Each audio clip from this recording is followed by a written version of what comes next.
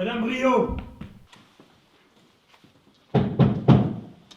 Monique! Je sais que vous êtes là, ouvrez!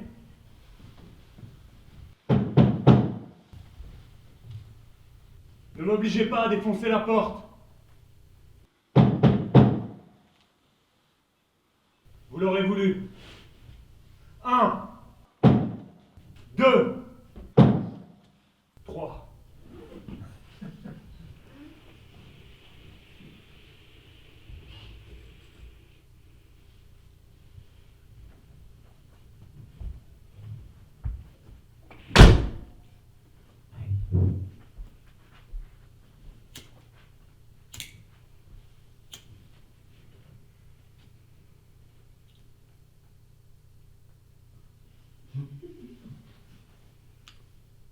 Bonsoir.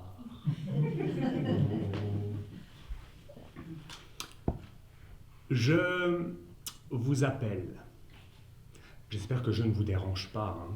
Un soir de Noël comme ça, sans prévenir. Je suis vraiment désolé, mais je suis le voisin de la personne concernée, Monique. Il me semble que j'ai entendu certaines choses, amusantes quelquefois, troublantes parfois. Il me semble que ces choses, cette personne, c'est en train de mal se passer. Ça devient un peu dangereux. Et je dois en parler à quelqu'un, donc je vous appelle. Et je suis vraiment désolé, un soir de Noël comme ça sans prévenir. Mais je dois en parler à quelqu'un. Pour ma morale, vous comprenez, ou ma conscience. Et vous, maintenant que vous êtes là, enfin je veux dire maintenant que vous avez décroché, je me suis dit que ça pourrait vous intéresser. Et que peut-être même vous pourriez l'aider. Elle en a besoin. Bon, je vais commencer par le début si ça ne vous dérange pas. Un soir de Noël comme ça sans prévenir. Je suis vraiment désolé. Bien. Commençons.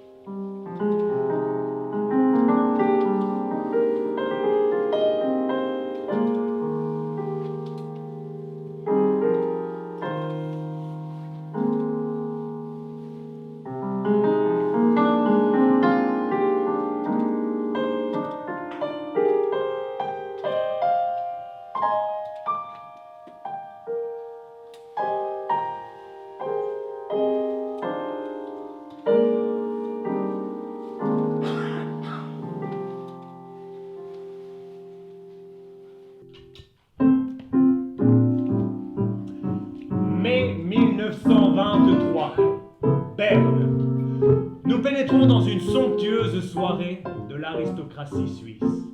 Il fait nuit, le temps est bon. Dans le fond, une somptueuse bâtisse d'où jaillissent des notes de jazz, des éclats de rire, et des pas de danse. Partout, on s'agglutine devant l'interminable buffet. On joue au bridge, on discute de sujets compliqués. Des intellectuels, des diplomates de passage, des artistes couronnés de succès. C'est une soirée à ne pas manquer, hein. Et pourtant, l'action qui nous intéresse se déroule en dehors de tous ces strass et paillettes.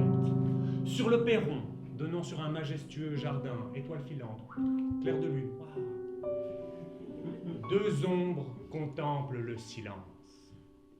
Elles ne se connaissent pas, ne se sont jamais adressé la parole. D'un côté, Rainer Maria Rilke, illustre poète autrichien, superstar des lettres et des mots. De l'autre, Monique Brio, jeune étudiante en lettres que l'on connaîtra plus tard sous le pseudonyme de Monique Saint-Hélier.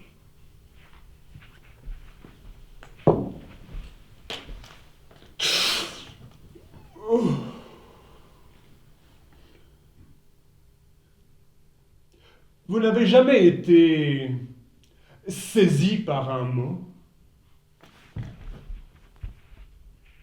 Saisi par un mot.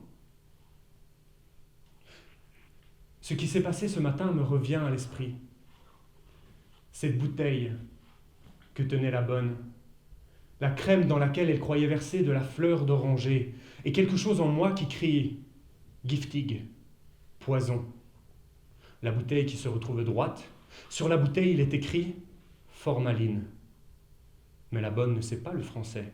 Et moi qui en allemand ne connais que les mots les plus modestes, « bonjour, ouvrez la porte, merci, Dankeschön », et qui trouve tout à coup ce somptueux giftig. Giftig, comme c'est étrange.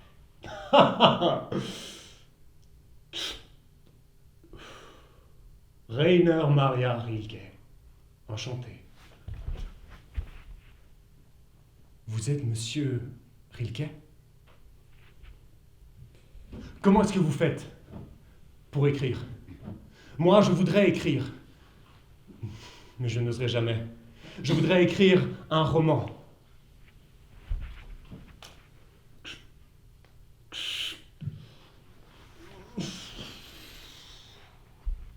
Comment écrire? Comment écrire?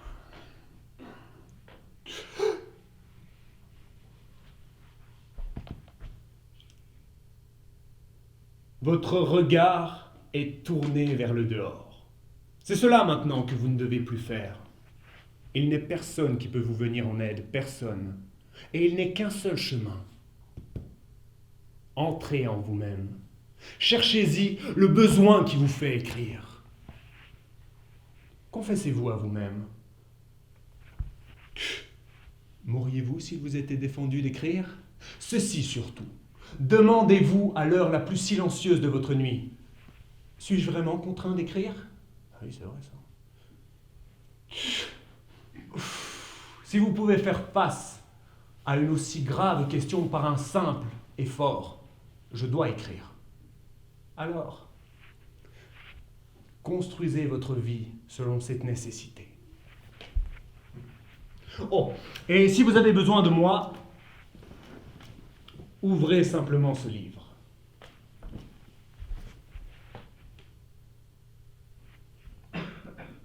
Merci, Rilke.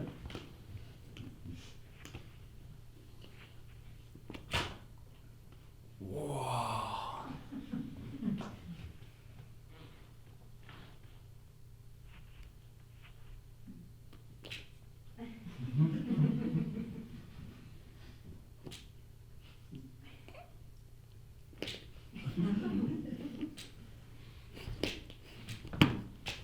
Ouais, c'est bon, on a compris. Ouais, oui, on a compris. Voilà. Merci, Rilke. On m'appelle, je dois vraiment partir, mais écrivez-moi une lettre. Ou alors, venez me trouver à Berne, 36 rue des Gentilshommes.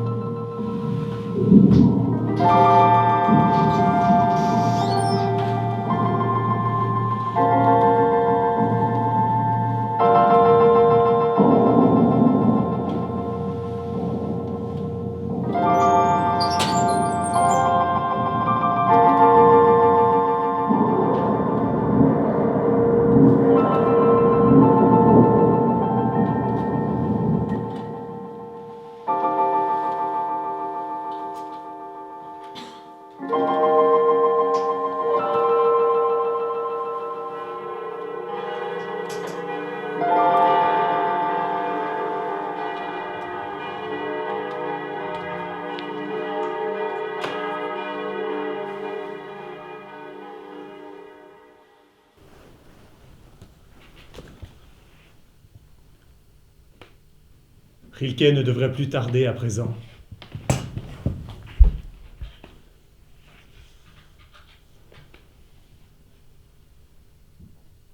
Il aime ce salon de la rue des gentilshommes tout boisé, couleur de miel d'automne. Il aime être là, près de la cheminée, à cheval sur sa chaise. Est-ce moi qu'il vient voir? Peut-être. Peut-être aussi que non. De moi, il n'a pas besoin. Mon temps est pris par les médecins. On essaie de sauver quelque chose dans un de mes genoux. Je vis avec des machines électriques, des cathodes, des anodes, un monde précis et redoutable. Et quand enfin on me laisse libre, quand mes membres me sont rendus, c'est pour retrouver Rilke, à cheval sur sa chaise. Alors je ne sais plus ce qui se passe, ni comment la chose arrive, mais tout à coup nous sommes heureux. Quelle hâte à préparer le thé, à choisir la plus belle bûche, la couleur des serviettes, les plus beaux gâteaux. Une fois, nous avons exorcisé des gâteaux, parce qu'ils voulaient en manger et ne devaient pas. Le signe de la croix sur chacun des gâteaux, et personne n'a été malade. Une fois, nous avons fait danser le chat. Samba! Nous avons fait danser le chat, chacun lui tenant une patte, sa grande queue balayant le tapis. Danser, danser, danser sous le lustre. Rilke, c'est quelqu'un qui a un sourire merveilleux. Un sourire que je n'ai vu à personne d'autre et un petit chapeau rond. Parfois, nous restons si longtemps sans parler.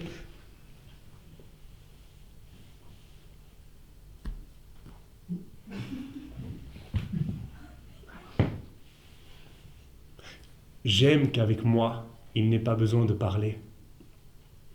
On voit que le silence lui est si naturel, que le plus grand tort qu'on puisse lui faire, c'est de l'éloigner de son silence. Rilke ne devrait plus tarder à présent.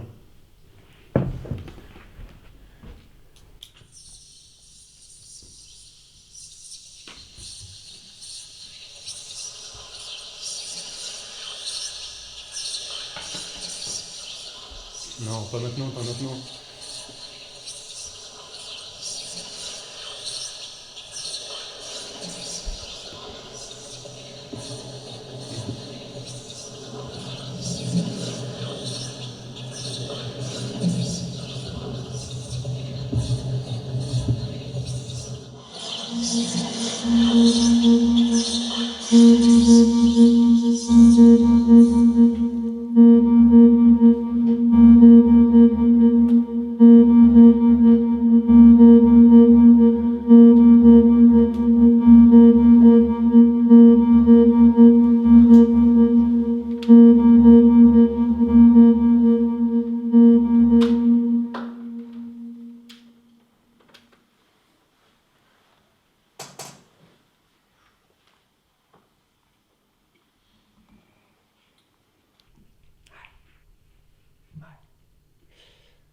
C'est comme ça tous les jours. Parce qu'à l'époque, les médecins ne savaient pas ce qu'elle avait, Monique. Alors, ils lui ont donné de la morphine. Oh, ça a dû bien évoluer depuis. Mais certains ont pensé à une sclérose en plaques. D'autres à une maladie psychique. Mais c'est pas important. L'important, c'est qu'on ne savait pas. Et ne pas savoir est la pire de toutes les maladies, non?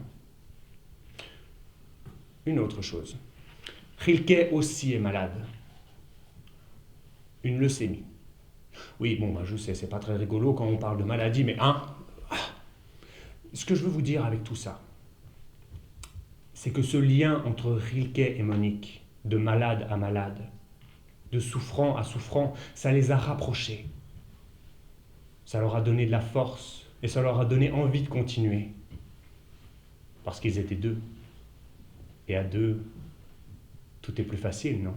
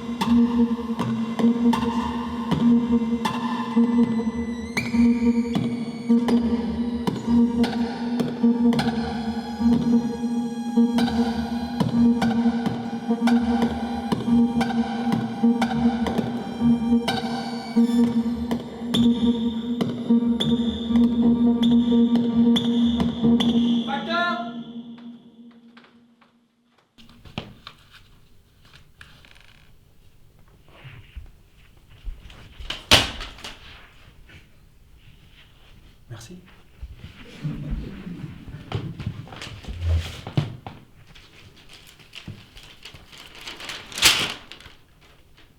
Cher ami, je n'ai pas osé vous réveiller. Mon après-midi est très occupé. Mais je me réjouis de pouvoir me reposer auprès de vous après tout ceci. Si cependant vous vous sentiez trop fatigué, je ne passerai que pour vous dire une bonne nuit. J'écris ceci sur mes genoux entre deux courses. Au revoir. Rilke.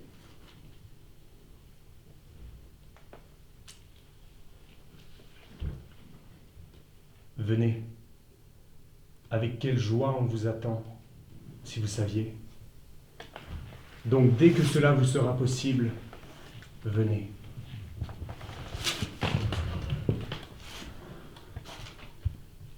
Monsieur,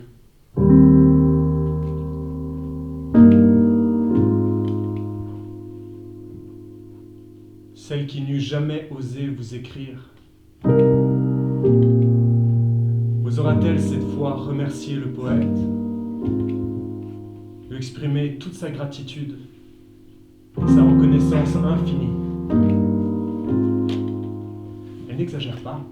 Elle peut parler de reconnaissance infinie, parce qu'elle sait bien qu'elle n'est qu'un enfant malade, de peu d'attrait pour autrui.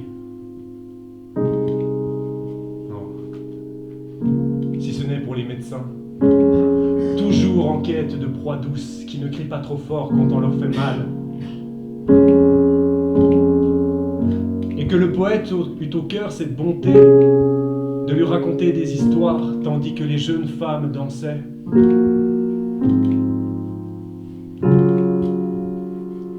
Voilà qui lui parut une bien royale charité.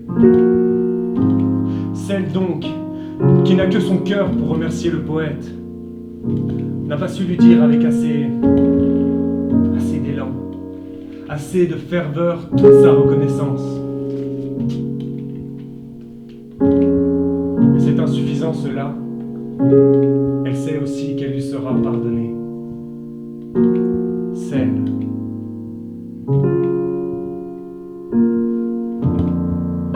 Nota bene. Pardonnez cette écriture stupide. J'ai un stylo neuf qui ne veut pas m'obéir.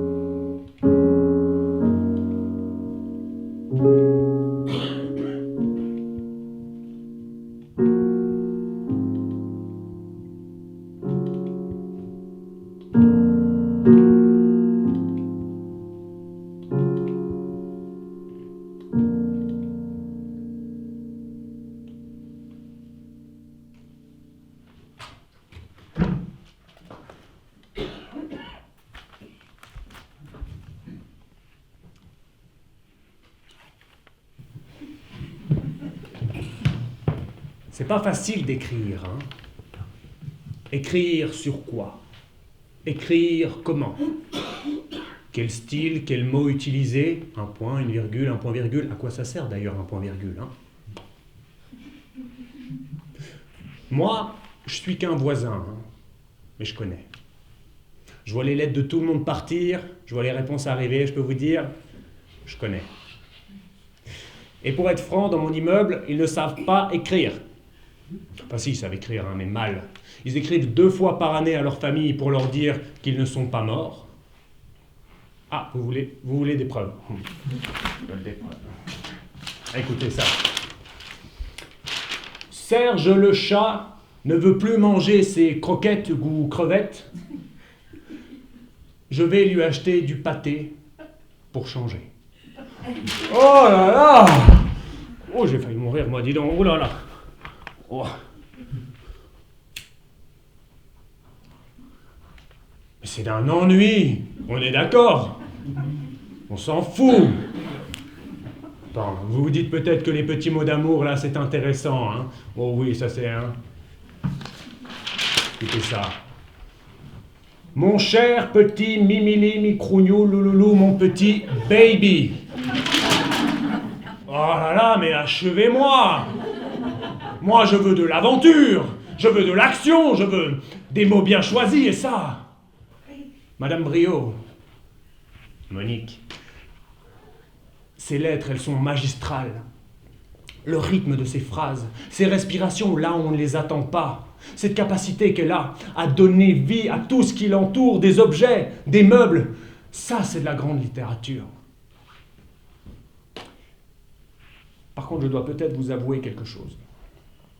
Il est possible que, une ou deux fois, par mégarde, j'ai lu des lettres qui ne m'étaient pas destinées. Voilà. Vous ne me semblez pas surpris. Vous le saviez? Bon. Dans ce cas, ce sera notre petit secret, d'accord? Parce que c'est important, l'intimité entre voisins, le petit jardin secret, tout ça, là. Hein? C'est important. Ce sera notre petit secret. Chut.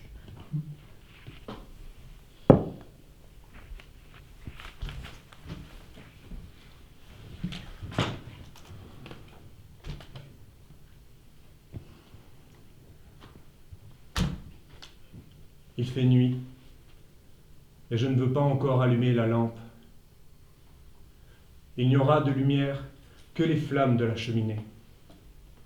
Je sais que vous aimez cette heure, alors je vous la donne. Il ne faudrait vous parler de rien.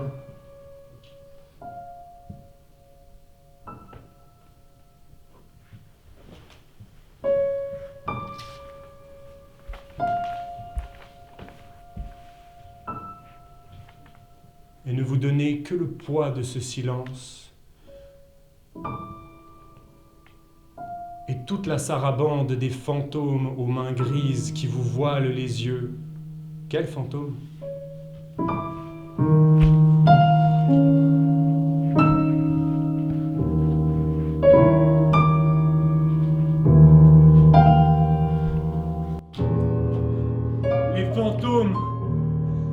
Les fantômes de mon enfance qui me regardent de leurs yeux étonnés, et ceux de mon adolescence au sourire ambigu, et tous ceux de la 20e année, l'âge du choix pour une jeune fille, qui penchent sur ma vie leur visage que je n'ai pas aimé, et les autres, tant d'autres, tant d'autres, tant d'autres.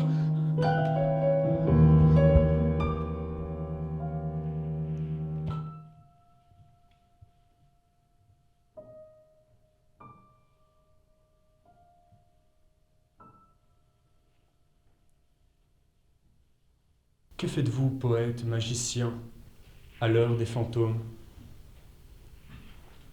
Leur donnez-vous accueil? Ou êtes-vous l'exorciste de votre propre cour? Poète, magicien, prenez le peu que je sais dire et la pauvreté de mon âme. Je n'ai que cela. Cette âme bondissante qui sent toute chose, mais ne sait pas le dire.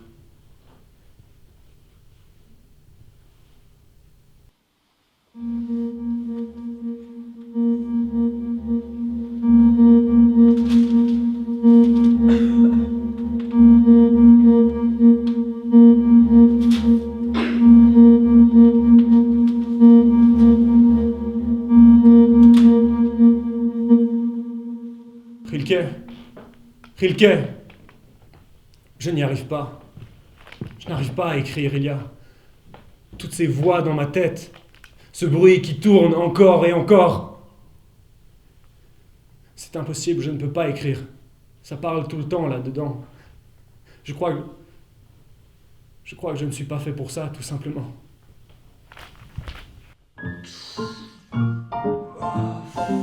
Monique.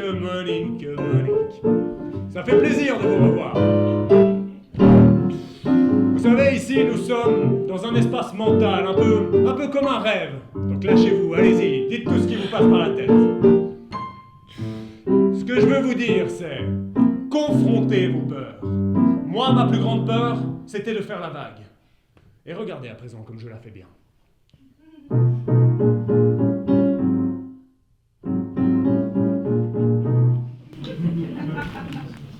Vous voulez que je fasse la vague? Non. Enfin, vous pouvez, mais je ne pense pas que ça règle votre problème. Votre problème à vous, c'est ce bruit qui tourne dans votre tête et qui vous empêche d'écrire. Eh bien, qu'est-ce que vous faites quand vous entendez ce bruit? Je m'injecte 1,4 cm3 de morphine dans le sang. Ah!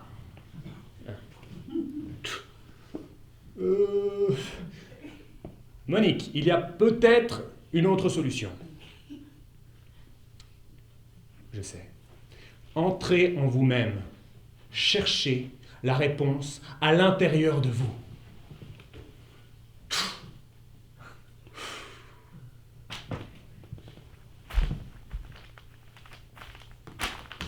Excusez-moi, vous auriez un couteau ou un truc? Je dois rentrer à l'intérieur de moi et vous avez un couteau, un ciseau.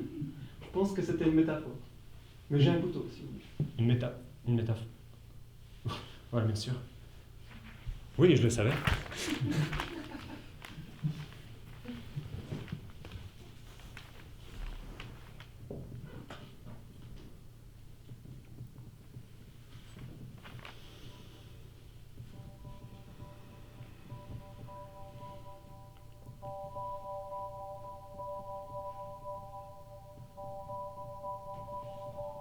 Il me vient le souvenir de ma poupée, Eden. Elle avait d'immenses cils qui faisaient sur ses joues 2 petites brosses râpeuses. Elle avait au dos 2 cordons. Quand on tirait l'un, elle disait « Papa ». L'autre, « Maman ». Les 2 ensemble, elles se mettaient à pleurer comme miaulent les petits chats. Un jour,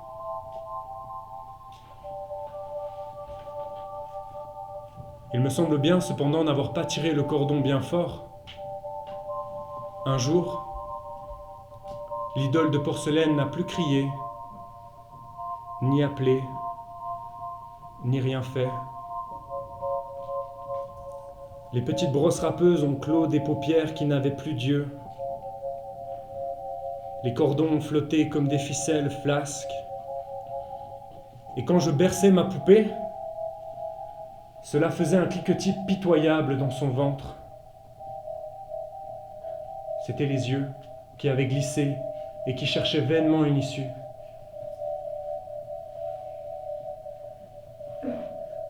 Alors, pour que les autres enfants ne se moquent point d'elle, j'avais imaginé qu'elle était malade. Et que pour se guérir, il lui fallait dormir toujours.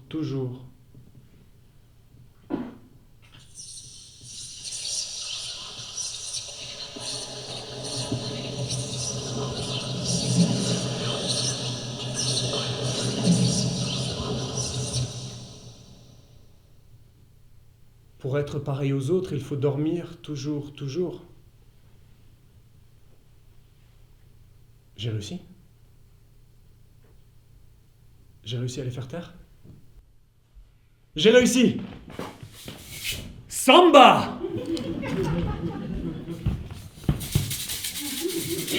Et le saviez-vous que chaque fois que quelqu'un m'a fait mal, j'ai pensé à vous écrire pour vous demander aide et conseils pour que vous preniez soin de ma vie? Je n'ai pas osé. Vous le savez bien que je suis un être de silence. Mais je sais aussi que vous auriez compris. Quand nous serez-vous rendus? Si cela vous est possible, écrivez-moi un court message. Mais si vous faites une œuvre plus belle, alors continuez à écrire. Voulez-vous ma tendre affection? Elle.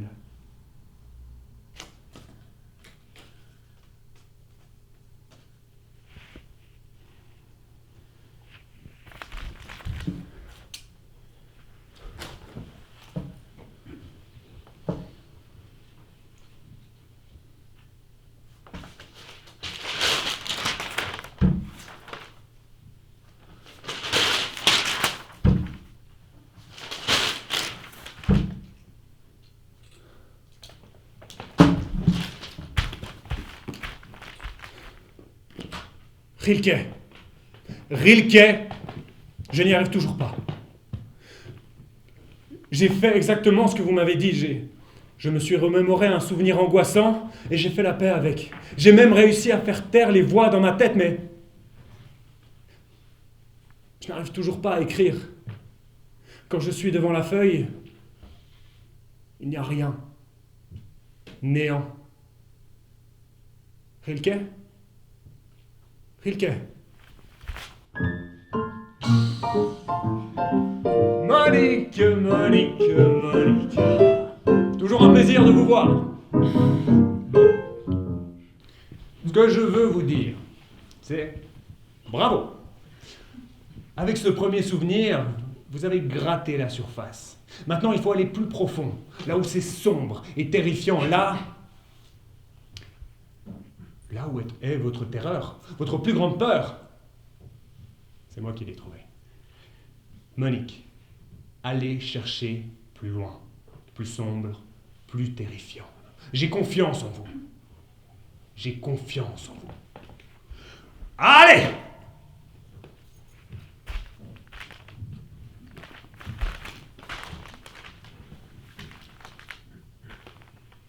Quand j'étais petite, ma plus grande peur était de regarder sous le lit. C'est là où ils habitaient, les fantômes.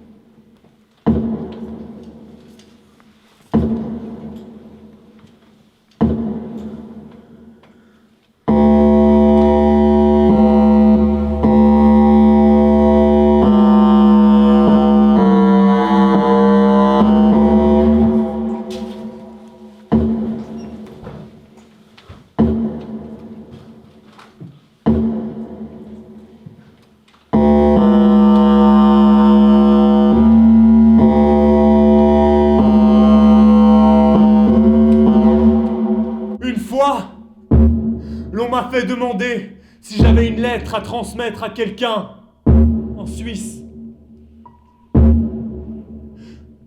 Voyez comme je suis pauvre. J'ai dû avouer que je n'avais aucune lettre pour personne. Et du point de vue de l'état civil, j'ai droit à une famille. Mais dans la nue réalité, je n'ai personne. Dans cette grande misère que nous vivons, je ne reçois rien. Jamais. Non, vraiment, je n'ai personne. Si ce n'est Rilke.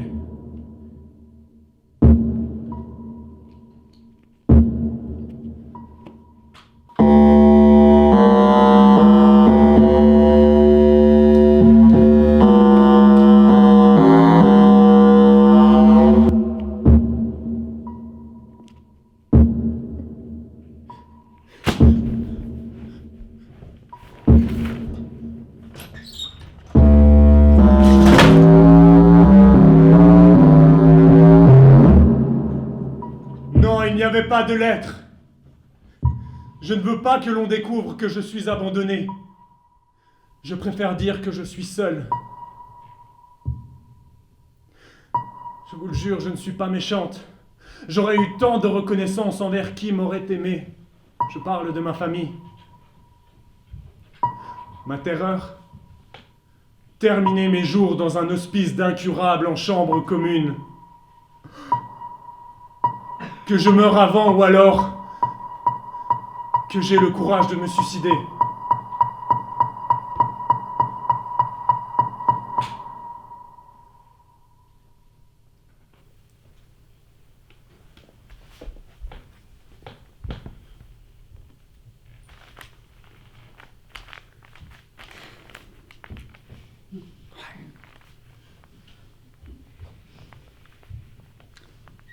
Après cela, Monique est partie pour Paris. Et je n'ai plus eu de ses nouvelles. Je ne lis plus ses lettres, je ne sais plus comment elles se portent. Je crois que je vais vous laisser. Je ne vous suis plus d'aucune utilité, alors... Une dernière chose. Essayez de l'aider. Moi, j'ai échoué. Ça a été un plaisir de parler à quelqu'un. Ce n'est pas tous les jours qu'on a cette chance. Je vais vous laisser. Je vais vous laisser.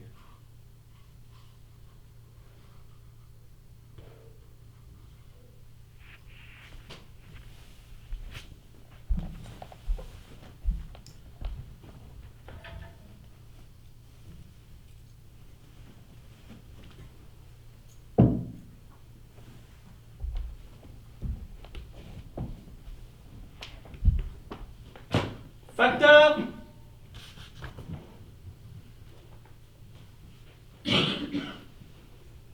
Facteur!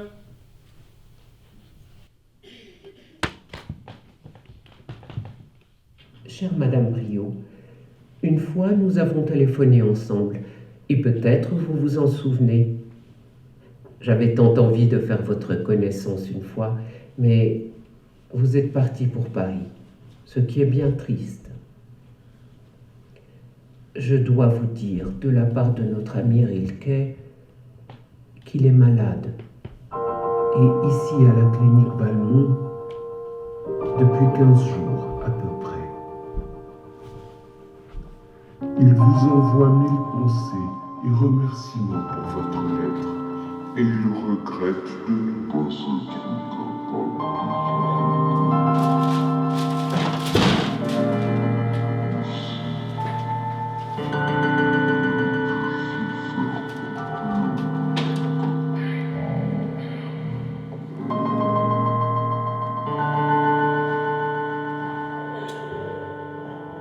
Ami, cher ami, qu'il est loin l'aimable salon de la rue des gentilshommes dont vous aimiez le silence. Que tout cela est dur d'avoir tout perdu, même pour gagner Paris. Ce brusque départ, cet inconnu qui nous a saisis bien rudement, tous les meubles, toutes ces choses doucement aimées, caressées, louées, cédées, données à ces mains étrangères que d'avance on déteste et qu'on juge. L'inventaire de tout, comme si un prix indiquait quelque chose. Et maintenant, des inconnus chez moi. Mais qu'ont-ils fait du silence et du feu de la cheminée, hein?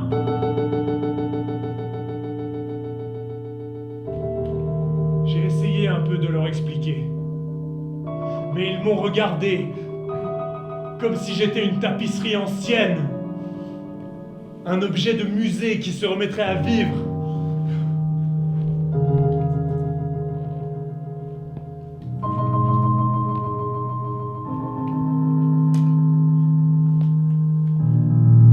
Et puis, ce fut Paris. Paris, que Paris m'a fait mal. Qu'il me paraissait digne de tous les départs, de tous les sacrifices. Non. Non, mon ami bien cher. Je n'ai pas l'âme qu'il faut pour m'associer pleinement au Paris d'aujourd'hui. Il y a pour moi trop de bruit, trop de hâte, trop de choses. J'ai peur exactement de tout et des êtres. Il me semble que je suis une aveugle qu'on conduit par la main et qui trébuche à chaque pas. Ami, que n'êtes-vous là? Avec vous, je n'ai jamais eu peur, vous savez lire dans le silence. Je suis mal adapté à la vie, à toutes les vies.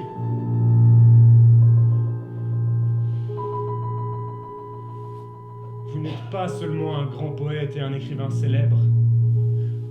Vous êtes ce que j'aime le mieux au monde. Écrivez-moi un court message. Vous ne quittez guère ma pensée ni mon âme. Écrivez-moi un court message. Écrivez-moi un court message. Écrivez-moi un court message. Écrivez-moi un court message.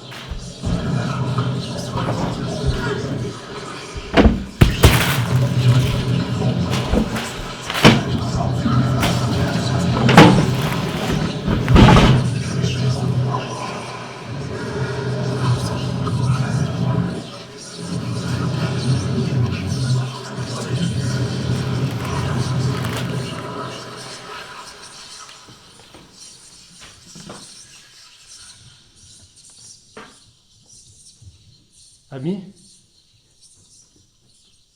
Cher ami, vous êtes venu? Il y avait si longtemps que ma pensée errait autour de la vôtre et me revenait si lourde. Combien d'heures vous ai-je imaginé malade, ou tourmenté, ou souffrant? Combien d'heures ai-je cherché le mal, ou la peine, ou le chagrin que j'avais pu vous faire? Tant nos âmes sont imparfaites à comprendre, inaptes à l'amour. Tant il y a de la place dans nos gestes pour une blessure.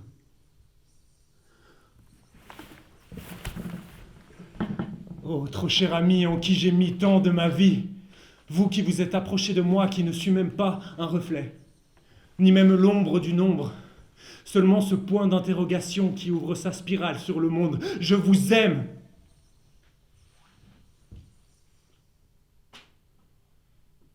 Je pense même à vous donner du bonheur, moi, qui ne crois pas au bonheur. Demeurez dans votre silence. Je n'ai pas besoin de l'être. Seulement de sentir votre vie dans son rythme le plus haut, dans son destin le moins amer. Je n'ai pas besoin de l'être. Je n'ai pas besoin de l'être. Je n'ai pas besoin de l'être. Facteur!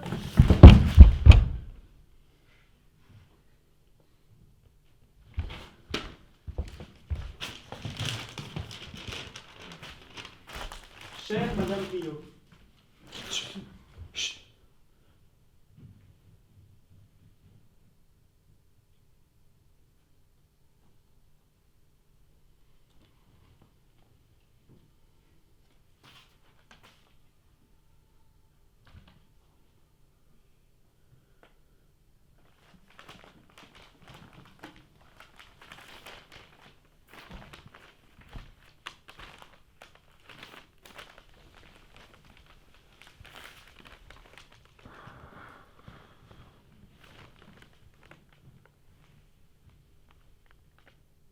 Pourquoi est-il mort? Il ne prenait la place de personne.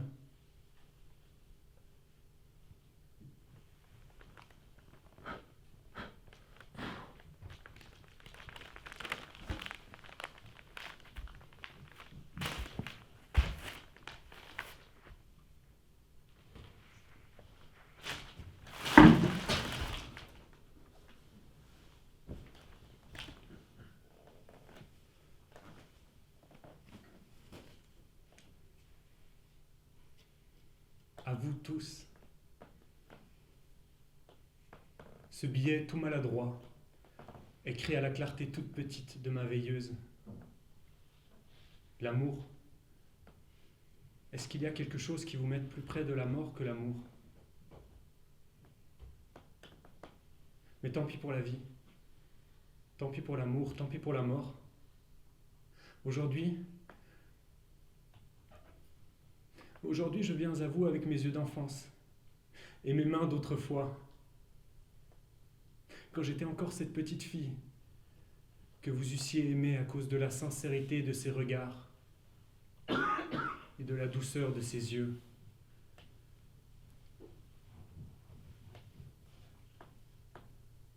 Mes chers amis, adieu.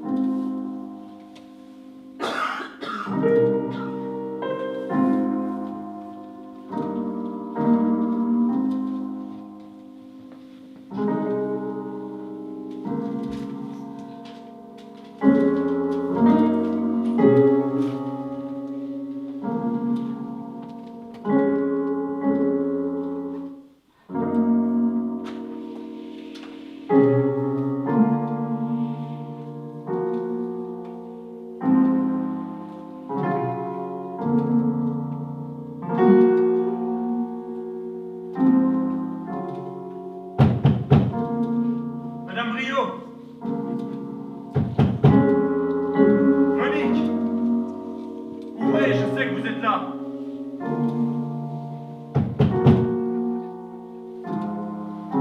Ne m'obligez pas à défoncer la porte! Vous l'aurez voulu. 1, 2, 3.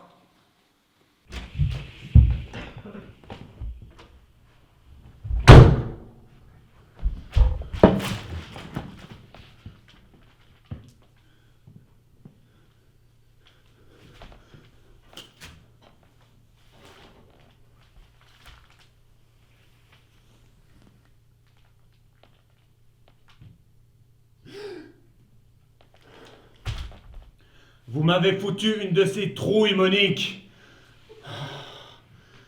Vous faites des bêtises ou quoi? Tout le monde compte sur vous ici et vous faites ça? On est plein là, on est plein. Il y a moi, il y a lui, il y a moi. On est tous... Vous faites pas des bêtises comme ça. Moi, ça me fait mal au cœur.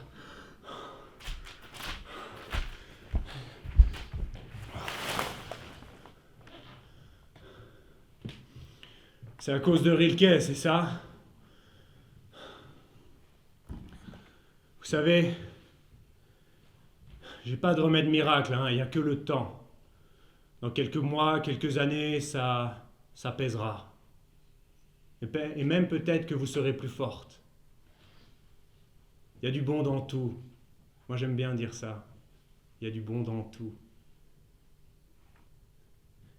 Ce que je veux vous dire, Monique,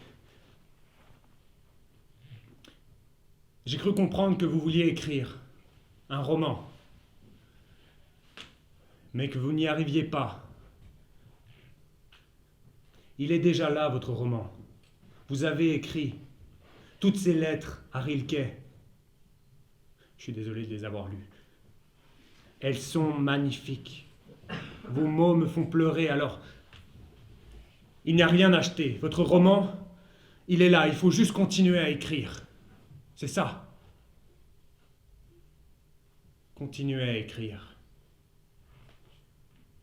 Continuez à écrire. C'est tout ce que je voulais vous dire, Monique. Et plus de bêtises. Mais continuez à écrire. Continuez à écrire.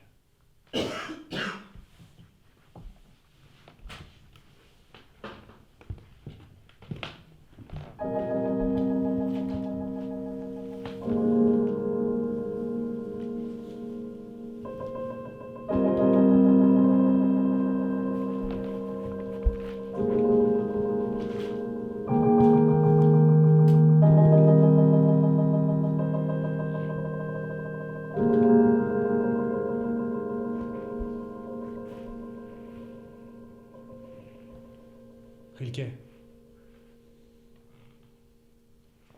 que la paix soit sur vous, que la joie soit en vous.